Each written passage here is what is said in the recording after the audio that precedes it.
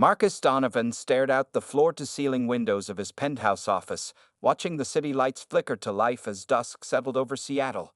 At 36, he had everything money could buy, a tech empire worth billions, homes around the world, and a collection of cars that would make collectors weep. Yet his eyes held a darkness that hadn't lifted in 15 years, not since the day they found his younger sister Emma's body washed up on the shore near their family's lake house. "Mr. Donovan, I've scheduled dinner for you this Friday at Alea." His executive assistant, Vivian, stood in the doorway, her tablet clutched against her chest. Marcus didn't turn around. "Cancel it." "Sir, with all due respect, you've cancelled the last 3 appointments I've made. This isn't a business meeting." This made him turn. "What is it then?" Vivian took a deep breath. "It's a date. With Dr. Sophia Chen." "A blind date?" His voice dropped dangerously low. "I don't recall asking you to manage my personal life." "No, sir, you didn't. But in 5 years working for you, I've watched you build walls so high that no one gets in. You work 18 hours a day, eat alone, sleep alone. Dr. Chen is brilliant. She's a pediatric oncologist at Seattle Children's. She loves hiking, speaks 3 languages, and has a kind heart. Just one dinner. What's the worst that could happen?" The worst that could happen? Marcus almost laughed. He had learned long ago that caring about people only led to pain. First his sister's mysterious drowning, then his parents' bitter divorce that followed, his father's death from a heart attack 3 years later, and his mother's retreat to a villa in France where she dulled her grief with expensive wine. "Fine," he finally said, surprising them both. "One dinner. Then we're done with this matchmaking experiment." Friday arrived faster than Marcus wanted. He considered canceling a dozen times but knew Vivian would only reschedule. He arrived at Alea 10 minutes early, instructing the maitre d' to seat him at a private corner table with a view of the entrance. When Sophia Chen walked in exactly on time, something unexpected happened. Marcus's carefully rehearsed disinterest faltered. She wasn't what he had expected. There was no flashy jewelry or designer outfit chosen to impress a billionaire.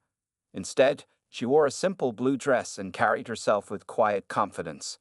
Her dark hair fell in natural waves past her shoulders, and when she smiled at the host, it reached her eyes.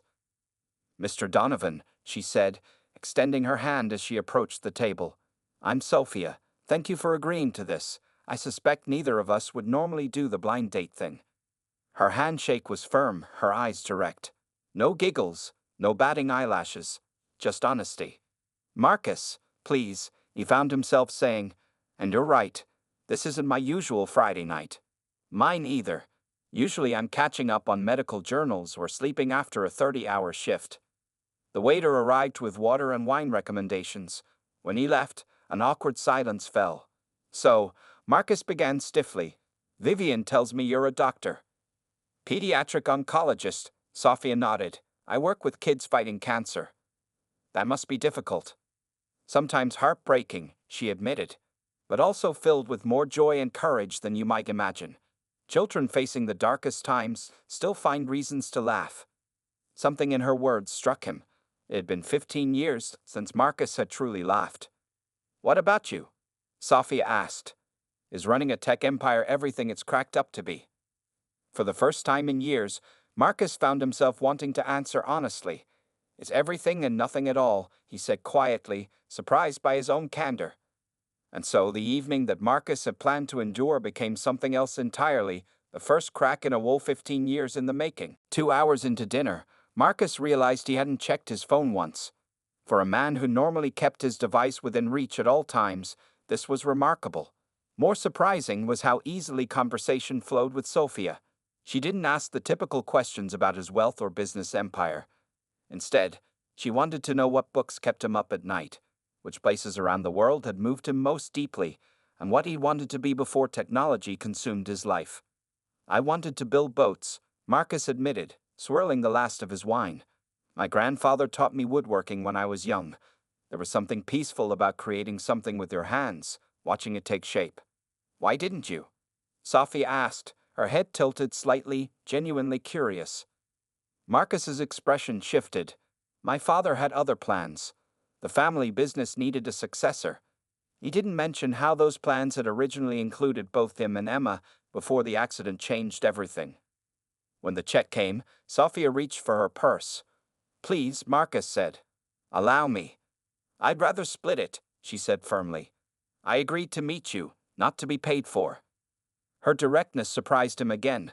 Most people in his world were eager to let him pay, to be associated with his wealth. He nodded and let her place her card alongside his. Outside the restaurant, the Seattle drizzle had turned to a steady rain. Marcus's driver waited at the curb in a sleek black car. Can I give you a ride home? He'd offered. Sophia hesitated. I only live 6 blocks away. I usually walk. In this rain? She smiled. I'm from Seattle. A little water doesn't scare me. Marcus found himself saying, I'll walk with you then, before he could think better of it. He sent his driver home with a text and stepped under the restaurant's awning beside her. You don't have to, Sophia said, but her eyes showed she was pleased. I want to. The words felt foreign on his tongue, but true. They walked through the rain-slicked streets, sharing an umbrella he borrowed from the restaurant. The city lights reflected in puddles at their feet, creating mirror worlds beneath each step. Pedestrians hurried past with hunched shoulders, but Marcus and Sophia moved unhurriedly, their conversation continuing as naturally as it had at dinner. So what do you do when you're not saving children or enduring blind dates? Marcus asked. Sophia laughed. I hike. I read mystery novels. I have a little rooftop garden where I grow herbs and tomatoes. Simple things. She glanced at him. What about you? What does Marcus Donovan do when he's not changing the tech world? The question caught him off guard. What did he do? Work. Sleep. Repeat. The hobbies of his youth, sailing, woodworking, even reading for pleasure, had fallen away after Emma's death. I can't remember the last time I did something just because I enjoyed it, he admitted. Sophia stopped walking and turned to face him. Rain pattered softly against the umbrella above them. That's very sad, she said simply, no judgment in her voice. No one had spoken to Marcus with such honest compassion in years. Most people were too intimidated by his wealth or power. He felt strangely exposed, yet not uncomfortable. They resumed walking and soon arrived at her building, a modest but well-kept apartment complex with window boxes full of flowers. This is me, Sophia said, stepping under the covered entrance. Thank you for the walk, and for dinner. Thank you for agreeing to meet me, Marcus replied. I expected this evening to be an obligation. It wasn't. Their eyes held for a moment too long to be casual. Sophia's smile reached her eyes again, creating small crinkles at the corners. Would you like to do this again sometime? Marcus asked, surprising himself once more. I'd like that, she said. But next time, let's do something you might actually enjoy. When was the last time you went sailing? The mention of his old passion startled him. Years. Maybe it's time to remember what that feels like, she suggested gently. As Marcus walked back through the rain, something unfamiliar expanded in his chest, a feeling so long absent he almost didn't recognize it. Hope. Over the next month, Marcus found himself doing things he hadn't done in years. On their second date, Sophia convinced him to go sailing on Lake Washington. His hands remembered the ropes, the feel of the wind, and the gentle push of waves against the hull. For a few hours, the weight he carried seemed lighter. Their third date was at the children's hospital where Sophia worked. Marcus had felt awkward and out of place until a 7-year-old girl with no hair and a bright smile asked him to play a board game with her. By the end of the afternoon, he had promised to return. Today marked their 6th date. Marcus drove them up the winding coastal road to his beach house, a modern glass and cedar structure perched on a cliff overlooking the Pacific Ocean. He rarely came here anymore. The memories were too close to the surface. This is breathtaking, Sophia said as they stepped onto the wide deck. The autumn sun hung low in the sky, painting the water gold and orange. Why don't you use this place more often? Marcus gripped the railing, his knuckles white. It reminds me of someone I lost.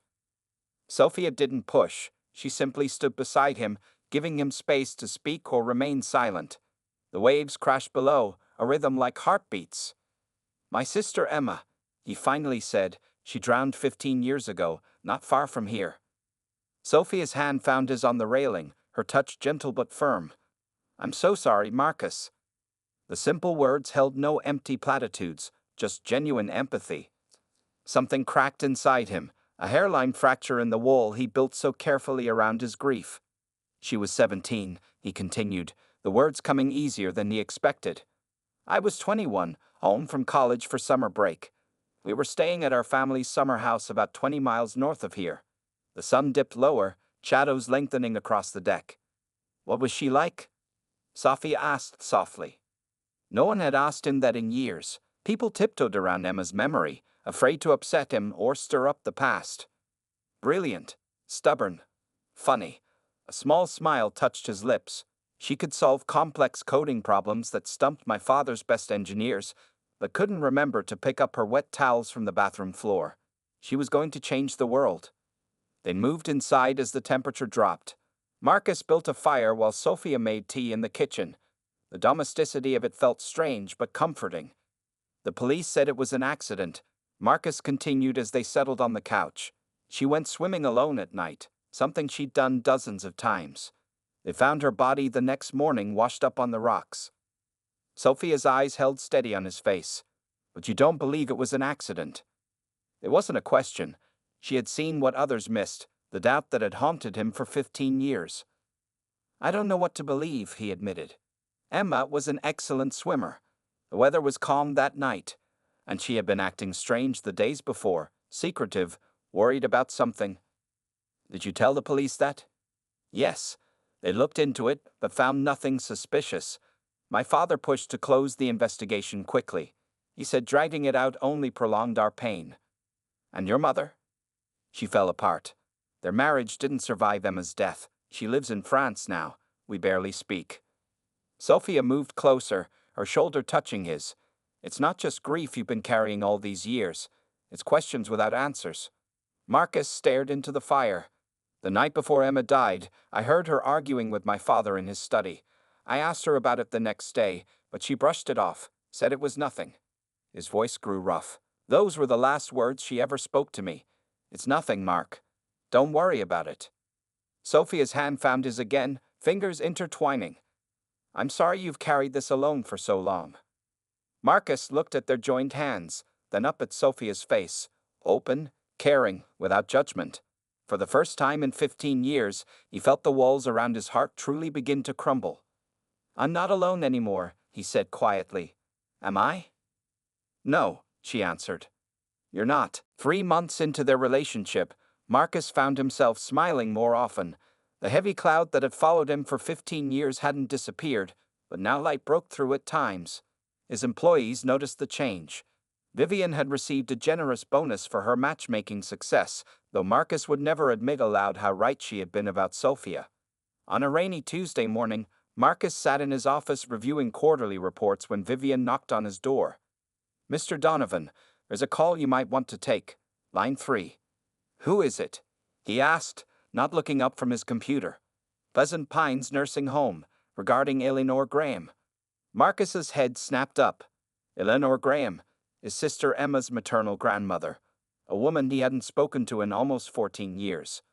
Why would they call me? He asked, his voice tight. They wouldn't say, sir. Just that it's important. Marcus stared at the blinking light on his phone for a long moment before picking up. This is Marcus Donovan. Mr. Donovan, this is Nurse Rogers from Pleasant Pines. I'm calling about your grandmother, Eleanor Graham. She's not exactly my grandmother, Marcus corrected automatically. She was my mother's mother-in-law from her first marriage, my sister's grandmother. I see. The nurse paused. Well, Mrs. Graham has asked to see you, quite insistently. After 14 years of silence, she wants to see me now. The bitterness in his voice surprised even him. Mr. Donovan, Mrs. Graham is 92 years old and in declining health. She may not have much time left. She says she has something important to tell you about your sister. Marcus's grip tightened on the phone. What about my sister? She wouldn't say, sir. She insists on telling you in person. After ending the call, Marcus sat motionless, staring at the Seattle skyline through the rain-streaked windows. The family fractures after Emma's death had been deep and permanent. His mother had divorced his father within a year, returning to her maiden name and cutting ties with her former in-laws. Eleanor, Emma's grandmother from his mother's first marriage to Emma's father, had become a painful reminder of what they'd lost. The last time Marcus had seen Eleanor was at his father's funeral. She had approached him, her eyes red with tears not for his father, but for Emma. "There are things you should know," she had whispered. But Marcus, raw with grief and anger, had walked away. Now she wanted to see him. Now she had something important to tell them about Emma. He picked up his phone and dialed Sophia. "Can you meet for lunch?" he asked when she answered. "Something's come up." An hour later, they sat in a quiet corner of a cafe near the hospital where Sophia worked. "My sister's grandmother wants to see me," Marcus explained after ordering. "She says she has something to tell me about Emma." Sophia's eyes widened slightly. "Are you going to go?" "I don't know." Marcus ran a hand through his hair. "The family fell apart after Emma died. Eleanor tried to talk to me at my father's funeral, but I wasn't ready to hear whatever she had to say. And now? Now she's old and dying, according to the nursing home. This may be my last chance to hear what she knows." Sophia reached across the table and took his hand. "What are you afraid of hearing?" The question hit him like a physical blow. "The truth," he admitted. "What if she confirms what I've suspected all these years, that Emma's death wasn't an accident? What if she tells me something that destroys what little peace I've managed to find? Or what if she gives you answers that finally let you heal?" Sophia countered gently. "You've lived with questions for 15 years, Marcus." Their food arrived, but Marcus barely noticed. His mind was racing through possibilities, each more unsettling than the last.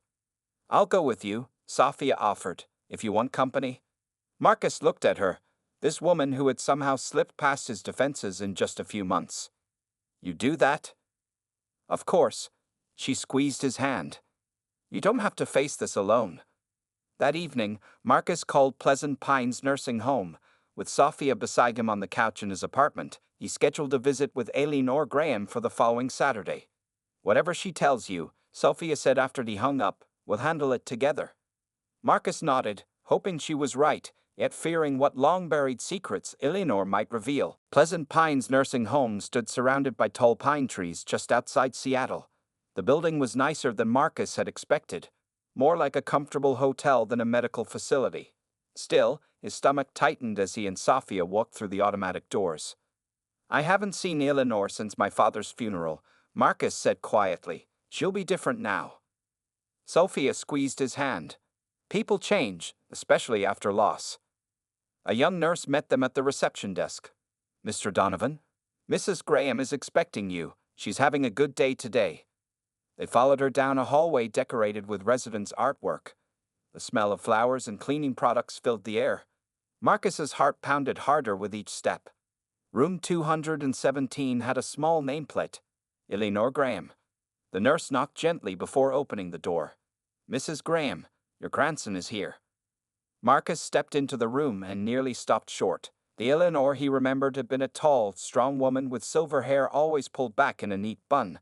The person sitting by the window seemed impossibly small, her body curved like a question mark, skin paper-thin over visible veins. But her eyes, those were the same. Sharp blue eyes that missed nothing, now fixed on his face. "You look like your father," she said, her voice surprisingly strong. "Come closer, Marcus. Let me see you properly." Marcus approached slowly, Sophia hanging back to give them space. 15 years, Eleanor said. "You were just becoming a man when Emma died. Now look at you." "You wanted to see me?" Marcus said, his voice more formal than he intended. "The nurse said it was about Emma." Eleanor gestured to a chair beside her. "Sit. And your friend can sit too. I won't bite either of you." Once they were seated, Eleanor studied Sophia's face. "You're good for him? I can tell. He has light in his eyes again." Sophia smiled. "It's nice to meet you, Mrs. Graham." "Eleanor, please." She turned back to Marcus. "I don't have much time left. The doctors say maybe months, maybe weeks. Before I go, there are things you need to know." She reached for a drawer in the small table beside her chair. Her hands shook as she pulled out a small wooden box. "I've kept these all these years, waiting for the right time. Maybe there never was a right time." Marcus stared at the box. "What is this?" "Emma's things. Things I found when I cleaned out her room after the funeral." Eleanor's fingers trembled as she opened the lid. "Your father didn't want anyone going through her belongings. But I was her grandmother. I had a right.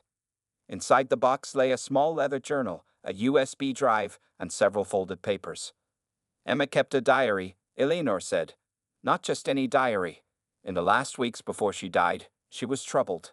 Writing things down, making copies of documents. Marcus's mouth went dry. What kind of documents? Eleanor handed him the journal. Read it. The last entries especially. Emma discovered something about your father's business dealings. Something that frightened her. Marcus took the journal, his hands unsteady. The leather was soft with age, the pages yellowed at the edges. He opened to the last entry, dated the day before Emma died. Asterisk, I found more proof today. Dad's company is definitely involved. I copied everything I could find in his office while he was at dinner. I don't know who to trust with this. Mark would believe me, but I don't want to put him in danger. These people are serious. If anything happens to me, the copies are in my usual hiding place. Grandma Eleanor will know asterisk. Marcus looked up, his face pale. What is this? What did she find? Financial records, Eleanor said, passing him the folded papers. Your father's company was laundering money for some very dangerous people. Emma found evidence in his computer files. She made copies. And you've kept this secret for 15 years. Marcus's voice rose in disbelief. I was afraid, Eleanor admitted, tears gathering in her eyes. After Emma died so suddenly, and your father pushed to close the investigation quickly, I suspected the worst. But I had no proof beyond these papers and her diary. I was an old woman with no power against men like your father and his associates. You think they killed her, Marcus said, the words falling like stones. Eleanor nodded slowly. I believe your sister was murdered, Marcus, and I believe your father knew why. Marcus sat in his home office, surrounded by papers, electronic files, and old photographs. The wooden box Eleanor had given him 3 days ago lay open on his desk, its contents spread across the surface. Dark circles shadowed his eyes. He had barely slept since the visit to Pleasant Pines. Emma's diary entries painted a disturbing picture. In the weeks before her death, she had discovered financial irregularities in their father's business records. Transactions with shell companies, money moving through offshore accounts, connections to names she recognized from news reports about organized crime. She had been gathering evidence, planning to confront their father or possibly go to authorities. And then she had accidentally drowned. A soft knock interrupted his thoughts. Sophia stood in the doorway, holding 2 cups of coffee. You need to rest, she said, placing 1 cup beside him. You've been at this for 72 hours straight. I can't rest, Marcus replied, rubbing his eyes. Not until I know the truth. Sophia sat beside him, examining the documents spread across the desk. Have you found anything beyond what was in the box? Yes. Marcus pulled up financial records on his computer screen. I've been digging through my father's old company files. The records Emma copied were just the beginning. The money laundering operation was massive. Hundreds of millions of dollars over 5 years. And you think these people killed Emma when she discovered it? I'm certain of it now. Marcus clicked through several files. Look at this. 3 days after Emma died, all these suspicious transactions stopped. The shell companies were dissolved. My father sold off an entire division of the company that seemed to be at the center of the operation. That could be coincidence, Sophia suggested gently. This isn't.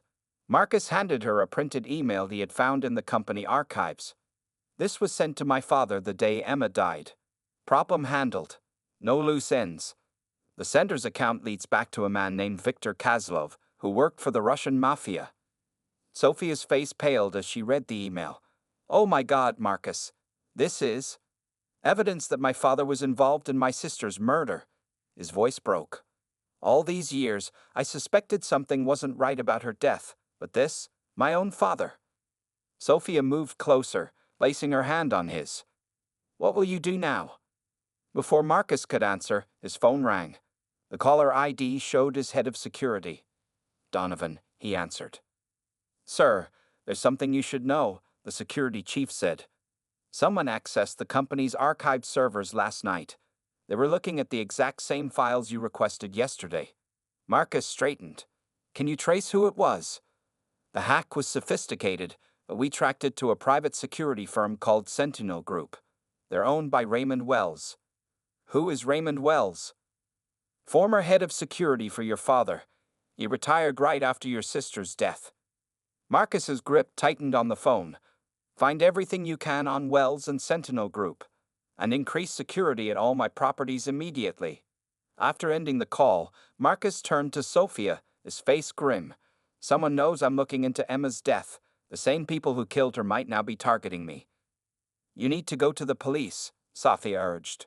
With what? 15-year-old suspicions and some financial records. Most of the evidence is circumstantial. Marcus shook his head. Besides, I don't know who I can trust. If my father was involved with dangerous people, they might have connections in law enforcement. Then what's your plan? Marcus looked at the scattered evidence of his sister's final days. I need to find Raymond Wells. He was my father's head of security when Emma died. If anyone knows what really happened that night, it's him. And if these people are watching you, how do you plan to find Wells without tipping them off? Marcus pulled up a contact on his phone.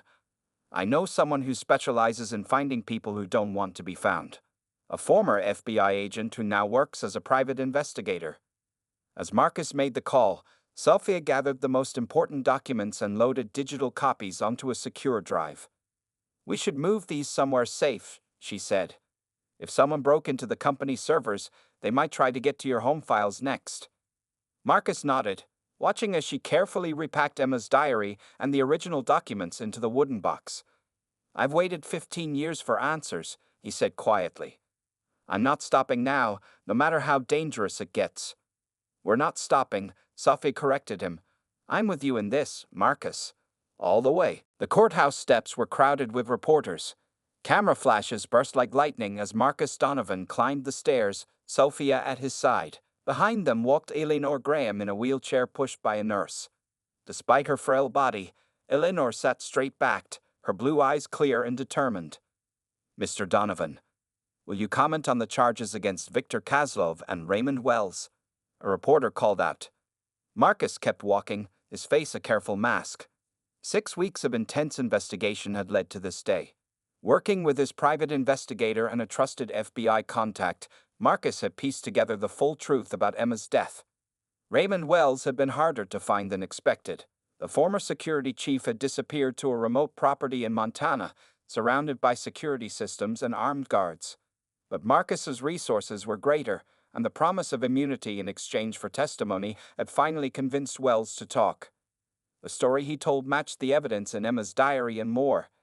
Emma had indeed discovered her father's criminal connections. She had gathered evidence and confronted him. Panicked, her father had called Wells, who then contacted Kozlov, a Russian mafia enforcer with ties to the money laundering operation. The plan had been to scare her into silence. But something went wrong that night at the lake house.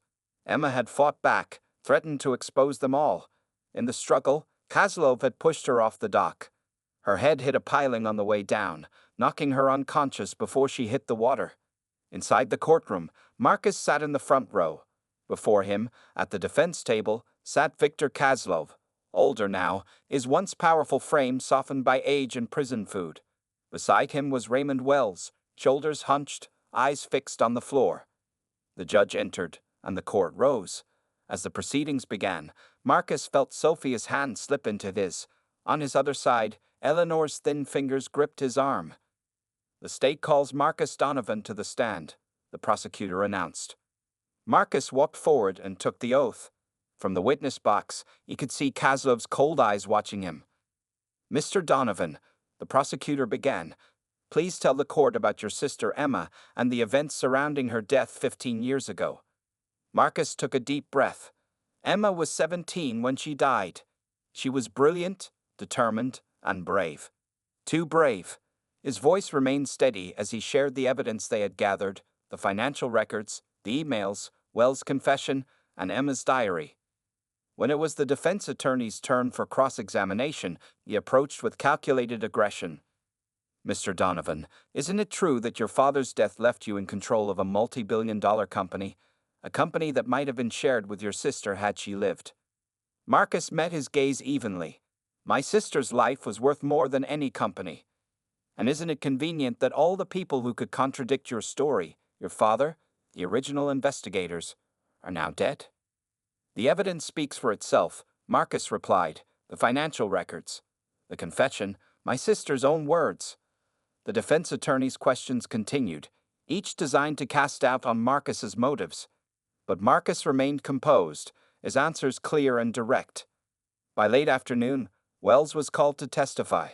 The former security chief couldn't look at Marcus as he confirmed the terrible truth. Emma's death had been covered up, ruled an accident when it was actually murder. When the day's proceedings ended, Marcus, Sophia, and Eleanor left through a side entrance to avoid the press. In the car, Eleanor reached for Marcus's hand. Emma would be proud of you, she said, her voice trembling. You found the truth she died trying to expose. We all did, Marcus replied, looking from Eleanor to Sophia. It took 15 years, but we finally got justice for her. Later that night, as news reports announced the shocking testimony in the Donovan murder case, Marcus stood on the balcony of his apartment, looking at the stars. For the first time since Emma's death, the weight of unanswered questions had lifted. In its place was grief, clean, honest grief, but also a sense of peace. Sophia joined him, wrapping a blanket around both their shoulders. What happens now? She asked softly. Now we heal, Marcus answered, his arms circling her waist. Finally, we can heal. Spring sunshine warmed the small gathering at Lakeview Cemetery. 6 months had passed since the trial that had shocked Seattle's business community and brought closure to a 15-year-old mystery. Victor Kozlov had been sentenced to life imprisonment for Emma's murder. Raymond Wells received a lesser sentence in exchange for his testimony. Marcus stood before Emma's gravestone, which now bore fresh flowers and a small plaque with the words, "Truth Prevails." Beside him stood Sophia, her hand steady in his. Eleanor sat in her wheelchair nearby, a soft smile on her lined face as she watched her grandson.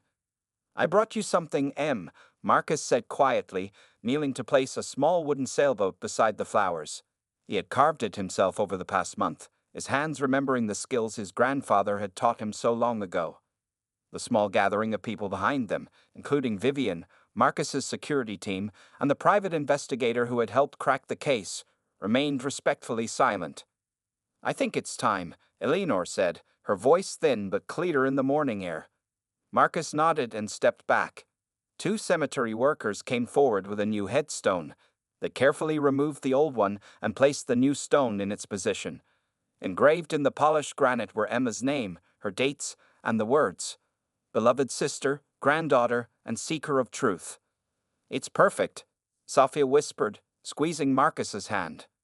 After the small ceremony ended, most of the guests headed to cars waiting at the cemetery entrance. Marcus helped Eleanor's nurse guide her wheelchair along the path, with Sophia walking beside them. I have something to tell you both, Eleanor said as they reached the cemetery gates. Her eyes sparkled with a mischief that made her look decades younger. I changed my will.